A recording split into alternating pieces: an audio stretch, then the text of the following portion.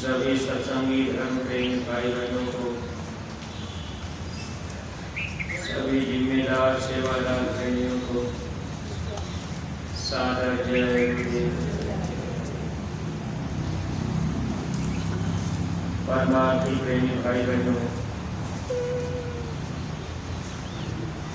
जब हम सब लोगों को इस युक्त लोक में उतारा जा रहा था, एक बार में जीवात्माओं को नहीं उतारा गया। धीरे धीरे काल भगवान हम जीवों को रोक रोक कर इस मृत लोक में नीचे उतार दिए। जब सत्यलोक से जीवात्मा चली, कुछ दूर ले आने के बाद काल भगवान ने रोक दिया। काफी समय तक हम आप वहीं पड़े रहे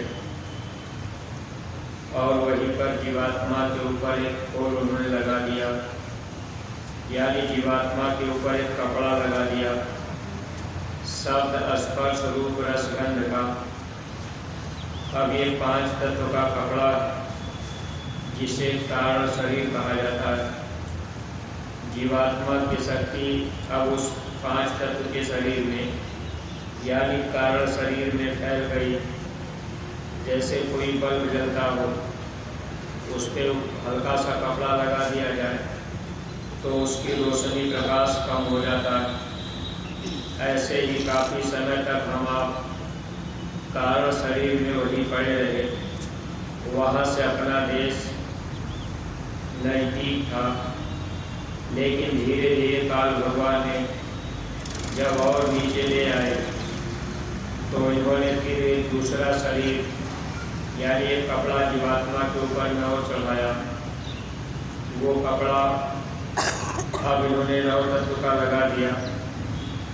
अब नव तत्व के कपड़े में हम जीव फंस गए।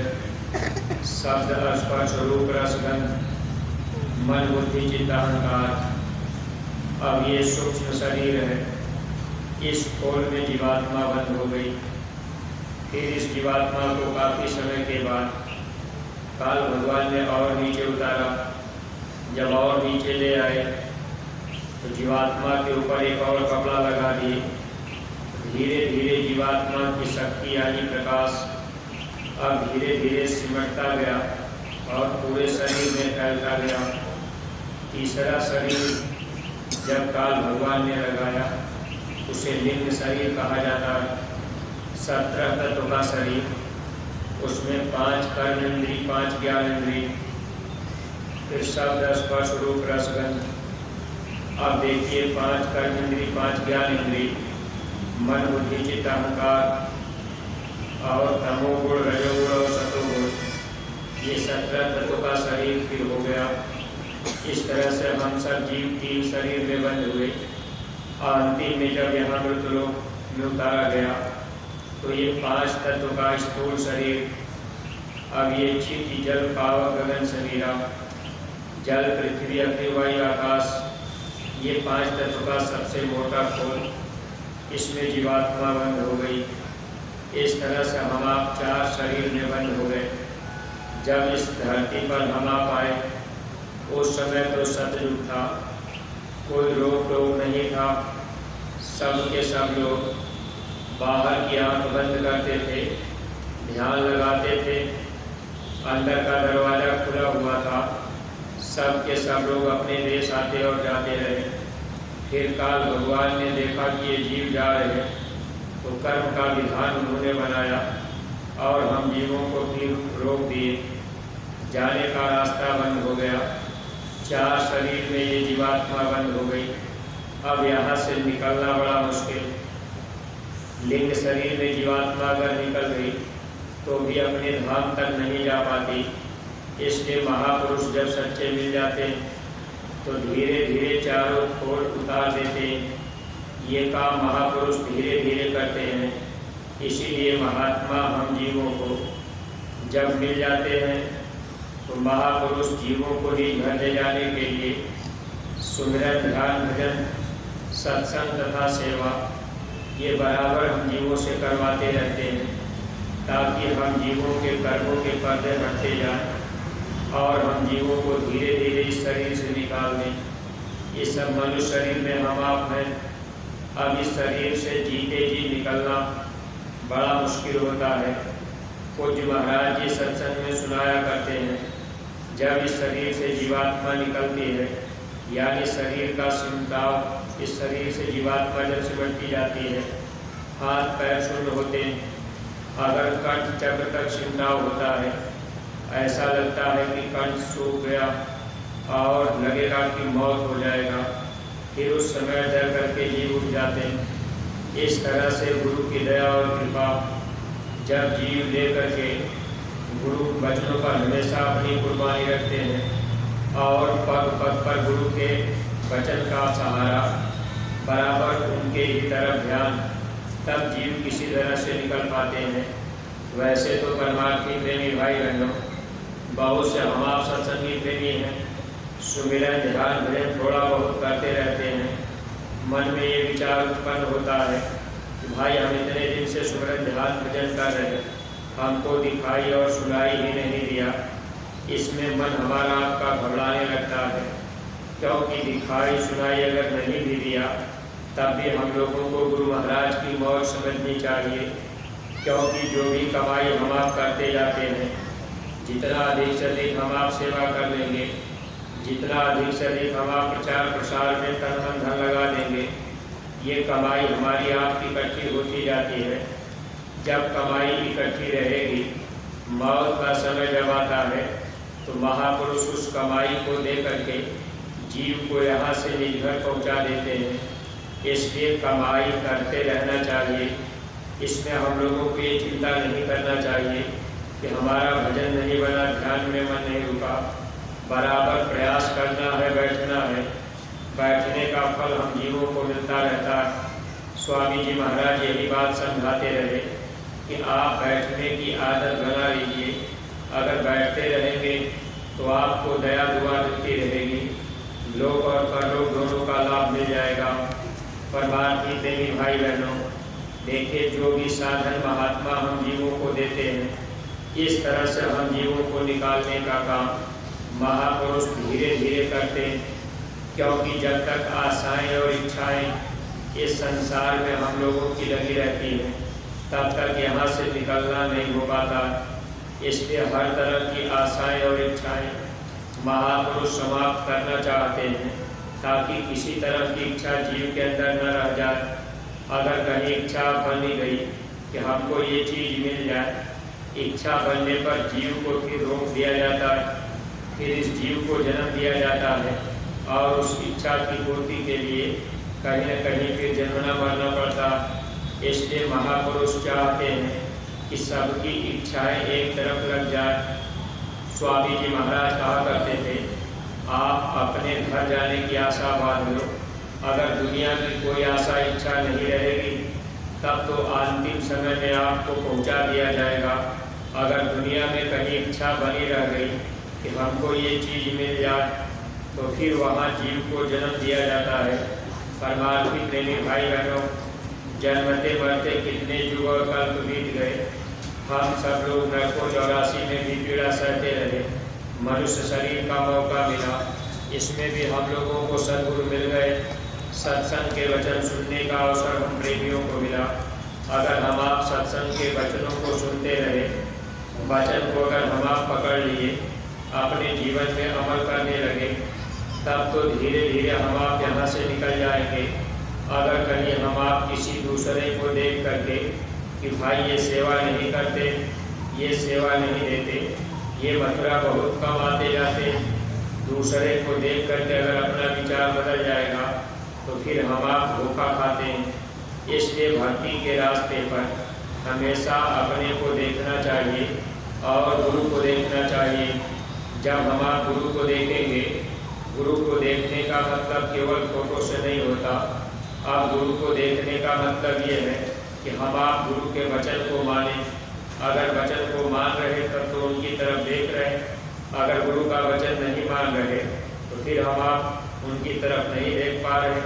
वचन मानेंगे तभी दया मिलेगी, अगर वचन नहीं मानेंगे तो सारा जीवन हम आप सत्संग में पड़े रहें, सारा जीवन हम आप मथुरा आते जाते रहे।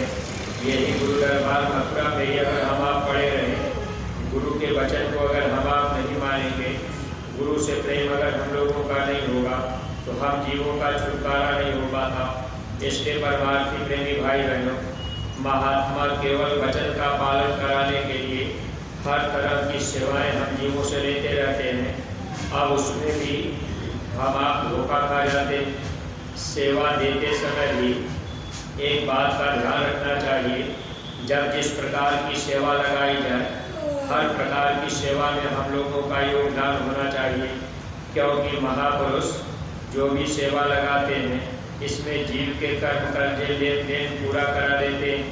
अगर हम आपको उस समय सेवा नहीं दे पाए, अब मन ने अगर धोखा ही दे दिया कि भाई अगले बार तो हमने दिया था, अबकी बार हम नहीं देंगे, तो ये मन का धोखा है, फिर यहाँ जीव का फसाव होने लगता है। इसलिए हर तरह के वचन जो भी आदेश दिए जाए, अगर हम आप पूज्य महाराज जी के आदेश को मानने लगे तो निश्चित ही हम जीवों का काम बन जाएगा। क्योंकि वक्त गुरु की मान तेरे भले की कहूँ, छोड़ पुरानी टेक तेरे भले की कहूँ। समय के सद्गुरु की बात मानने पर जीव का भला हो जाता। अगर समय के सद्गुरु की बात नहीं मान पाए, अब हम आप पुरानी टेक अगर बांध लिए तो निश्चित है कि हम जीवों का छुटकारा नहीं होगा, फिर यहाँ फसाव हो जाता है। और ख़ास तौर से हम आप जो भी पुराने प्रेमी भाई बहनों, कहीं न कहीं ये मन टेक बांध देता है, उसी में हम जीवों का नुकसान हो जाता। गुरु हाड़ मास का बुद्धा होते नहीं, वो तो इस धरती पर आते हैं शरीर रूप में हम जीवों को समझाने के लिए। उनके जो वचन है, वाणी है, वही वाणी हमेशा गुरु का काम करती रहती है। अगर उस आदेश में हम आप चल दिए तब तो हम जीव का छुटकारा हो गया। अगर मन ने धोखा दे दिया कि भाई बार बार सेवा ही लगती है, बहुत से सत्संगी प्रेमियों के मुख से सुनने को मिलता है कि भाई मथुरा में इतनी संपत्ति है, तो बताइए सेवा हम क्यों दें। आप प्रेमी भाई बहन, स्वामी जी महाराज के समय में आप विचार कीजिए, गुरु महाराज के समय में जब गुरु महाराज इस धरती पर मौजूद रहे, बराबर हम प्रेमियों से सेवा लेते रहे। महापुरुष को केवल रुपए पैसे की भूख नहीं होती, वो हर जीवों से लेना क्यों चाहते, ताकि सब जीवों के कर्म कर्जे काटे जाएं। ये स्वामी जी महाराज जब मौजूद थे, उस समय अपनी गौशाला में टूटी फूटी झोपड़ियाँ लगी थी। ठंडी का मौसम था, दिसंबर का महीना। रात में लगभग 2 बजे स्वामी जी महाराज अपनी गाड़ी से गए। गाय सांड बैल सब ठंडी से सिकुड़ रहे थे। गुरु महाराज अपनी गाड़ी को खड़ा करके अपनी दृष्टि गायों बैलों सांडों की तरफ डाल रहे। उस समय कुछ प्रेमी जो गौशाले में थे, दर्शन के लिए पास में भी आ गए। उसी में एक सेठ जी भी आए थे, वो भी दर्शन के लिए खड़े हो गए। स्वामी जी महाराज से उन्होंने अर्ज की कि मालिक आपका अगर हुक्म हो जाए तो ये पूरा 3 सेट हम लगवा देंगे। इन गायों को छाया हो जाएगी, इनको ठंडी और धूप नहीं लगेगी, बरसात में इनको तकलीफ सहनी नहीं पड़ेगी। स्वामी जी महाराज अगर केवल ये कहीं काम के लिए महात्मा सेवा लेते तो गुरु महाराज कह देते बच्चा ठीक है लगवा देना।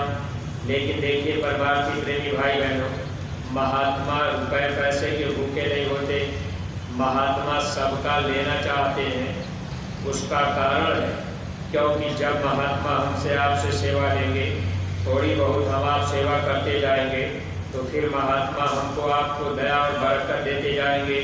अगर महापुरुष लेना बंद कर दें तो फिर हम लोगों को बरकत मिलना भी बंद। अगर हम आप सेवा देना बंद कर दिए तो बरकत भी बंद हो जाती है। गुरु महाराज ने उस समय सेठ जी से कहने लगे कि कोई बात नहीं, हमारे पास ये बच्चे हैं, इन बच्चों के द्वारा थोड़ी थोड़ी सेवा लेकर, ये बच्चे 10-20 रुपये सेवा दे करके इनकी सेवा से ये सब काम हो जाएगा।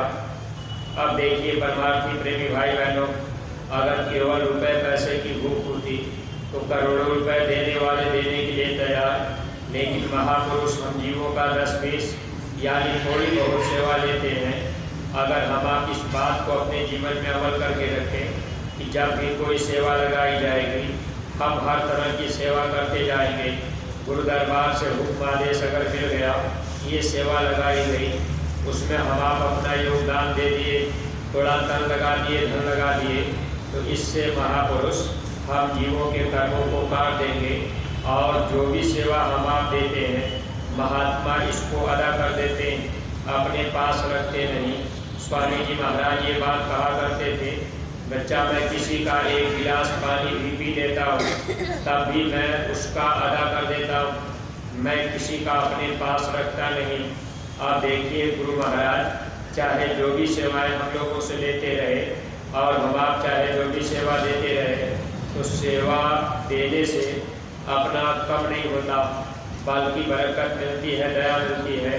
अगर सेवा देना बंद कर दिया जाए तो बरकत और दया बंद हो जाती।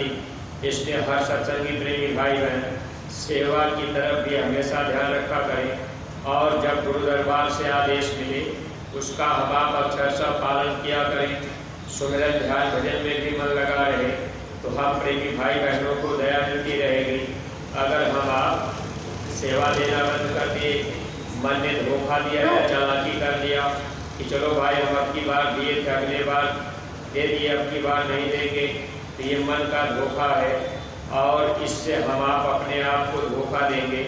ये मन कभी नहीं चाहता कि जीव का परमार्थ बने और ये जीव यहाँ से निकल करके अपने देश जाए। सत्संगी प्रेमी भाई बहनों, देखिए गुरु महाराज की जो बातें हैं कभी भी झूठी होने वाली नहीं।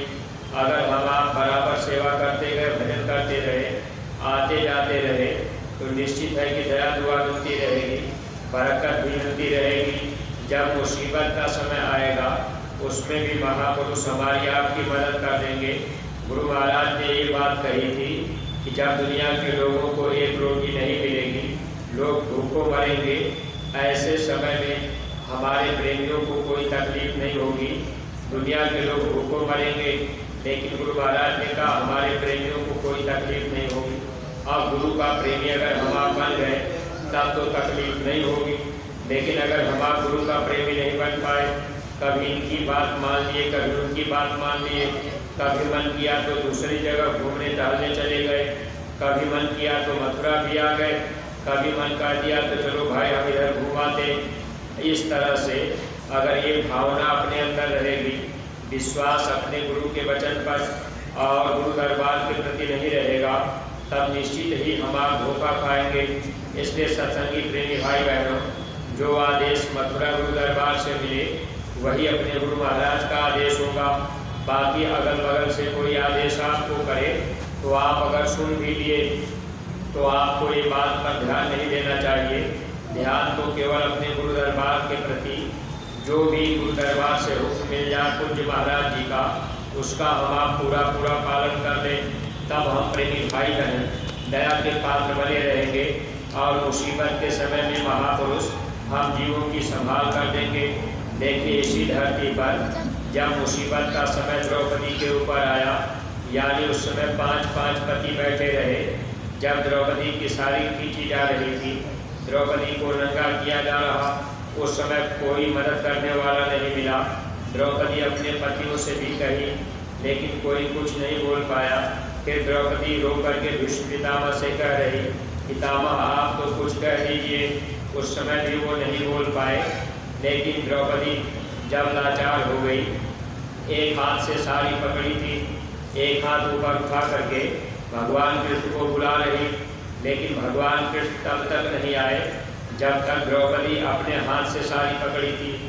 जब तक अपने बल का भरोसा द्रौपदी को था, तब तक भगवान ने मदद नहीं किया। जब द्रौपदी समझ गई कि आज मेरी लाज नहीं बचेगी, तब उसने साड़ी छोड़ दी और दोनों हाथ ऊपर उठाई, बोली द्वारकानाथ मेरी लाज रखो। तब भगवान कृष्ण फौरन पहुँचे। साड़ी बढ़ती गई, दुशासन खींचते खींचते थक गया। मुसीबत के समय में द्रौपदी की मदद वक्त की सती ने किया था।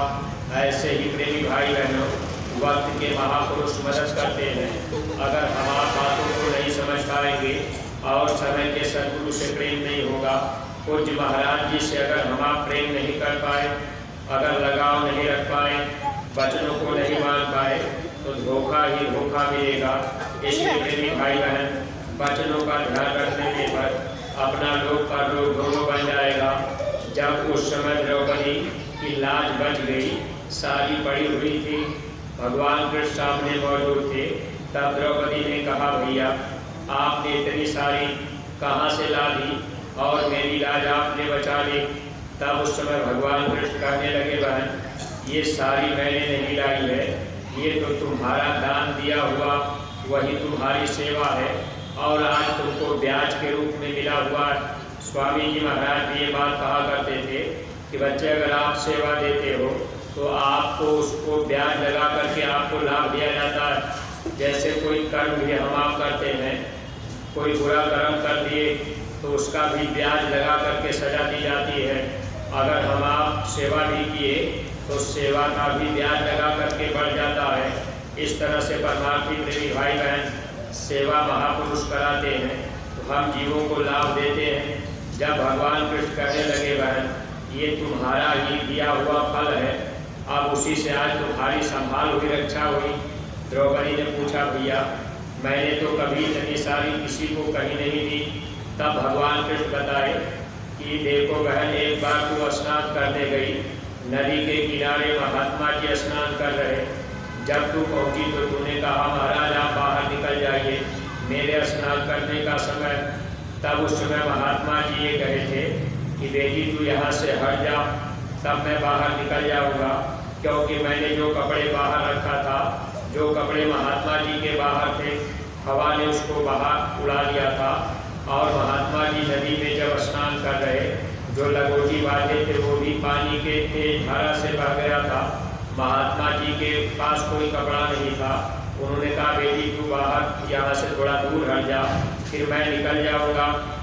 उस समय अब द्रौपदी को जब ये बात पता हुआ कि महात्मा जी के तन पे कोई कपड़ा नहीं, तब द्रौपदी ने अपने कपड़े में से ही अब वो जो है कि महात्मा को दे दी। महात्मा वही कपड़ा लगाकर बाहर निकले थे। भगवान कृष्ण कहने लगे कि बहन जो दान तूने कपड़ा दिया था, अब वही कपड़ा तुम्हें ब्याज के रूप में आज मिला है। आज तुम्हारी लाज बच गई। सत्संगी प्रेमी भाई बहनों, महापुरुष किसी का भी लेते हैं तो उसका पूरा अदा कर देते हैं, कभी भी अपने पास नहीं रखते। लेकिन हम आप सेवा देने में भी पीछे भागते रहते हैं। अगर हम आप सेवा का पूरा सहयोग और वचनों का ध्यान रखा करें तो परमार्थी लाभ पूरा मिलेगा, लोक परलोक दोनों का लाभ मिलेगा। इस समय अस्पताल जो अपने आश्रम में बन रहा, गुरु महाराज की दया कृपा का संकल्प भी भरा हुआ है। इसलिए प्रेमी भाई बहनों, हॉस्पिटल की भी सेवाएं हम आप बढ़ चढ़ करके कर देंगे तो इसका हम प्रेमियों को बहुत बड़ा लाभ मिलेगा। क्योंकि आगे आने वाली तकलीफों में महात्मा हम जीवों को की कैसे मदद कर देंगे।